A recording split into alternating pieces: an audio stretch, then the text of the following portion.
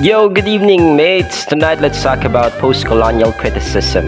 But before we go there, let's first define the following terms. Colonialism is the process of acquiring political control of a country, affecting the economics, language, and culture of the colonized country.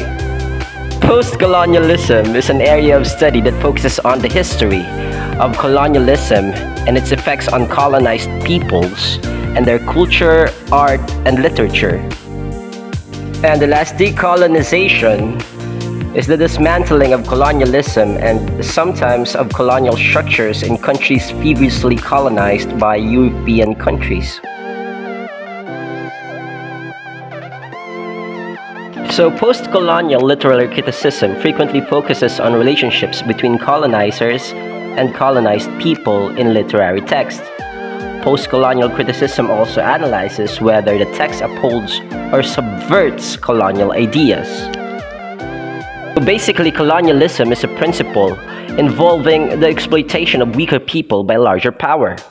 This may include domination, subjugation, or enslavement of an indigenous population of their land. The exploitation and exportation of resources, or the creation of settlement projects. Post-colonial criticism is particularly important in the 21st century. As John Springhall observes in Decolonization since 1945, approximately a third of the world's population lived under colonial or imperial rule. Bill Ashcroft, Garrett Griffiths, and Helen Tiffin, authors of The Empire Writes Back in 1989, are three key figures of significantly oriented literary studies towards post-colonial studies. Gender, economics, race, and ideology are all subjects for consideration in post-colonial criticism. Post-colonial criticism is similar to cultural studies, but it assumes a unique perspective on literature and politics that warrants separate discussion. Specifically, post-colonial critics are concerned with literature produced by colonial powers and works produced by those who were colonized. Post-colonial theory looks at issues of power, economics, politics, religion, and culture, and how these elements worked in relation to colonial hegemony. Notable examples of post-colonial literature are Samuel Beckett's Murphy, Gabriel Garcia Marquez's 100 Years of Solitude, Salman Rushdie's Midnight Children, J.M. Coetzee's Waiting for the Barbarians, and George Orwell's Shooting an Elephant. Shakespeare's Othello, Antony and Cleopatra, and The Tempest have been taken as key texts for the application of post-colonial modes of analysis. Let's take a look at George Orwell's Shooting an Elephant. Orwell uses his experience of shooting an elephant as a metaphor for his experience with the institution of colonialism. He writes that the encounter with the elephant gave him insight into the real motives for which despotic governments act. Killing the elephant as it peacefully eats grass is indisputably an act of barbarism, one that symbolizes the barbarity of colonialism as a whole. The elephant's rebelliousness does not justify Orwell's choice to kill it. Rather, its rampage is a result of a life spent in captivity.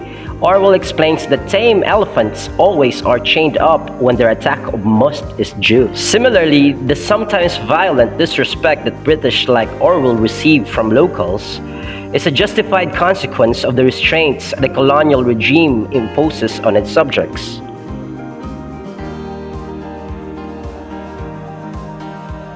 Moreover, just as Orwell knows he should not harm the elephant, he knows that the locals do not deserve to be oppressed and subjugated.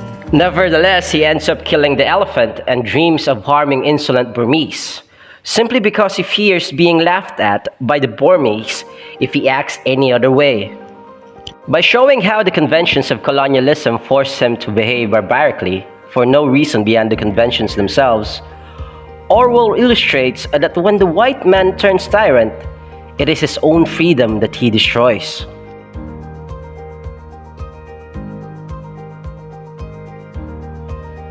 These are the questions that we could follow when analyzing a text using post-colonial criticism. Where and when is the work set? In a colony, a former colony, or a country that has gained its independence from Great Britain, Spain, France, or another political power? How does the text depict relations between the colonizer and the colonized? What principles of colonialism operate in the text? Do colonial powers usurp land, exploit the economy or environment, or enslave the indigenous populations? How do colonial conflict and politics of the text affect its meaning?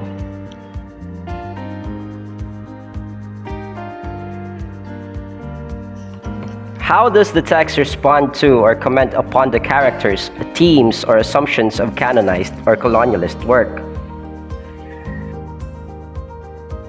And that's about it. If you want to subscribe, then please do so. If not, then that's okay too. Thank you for watching.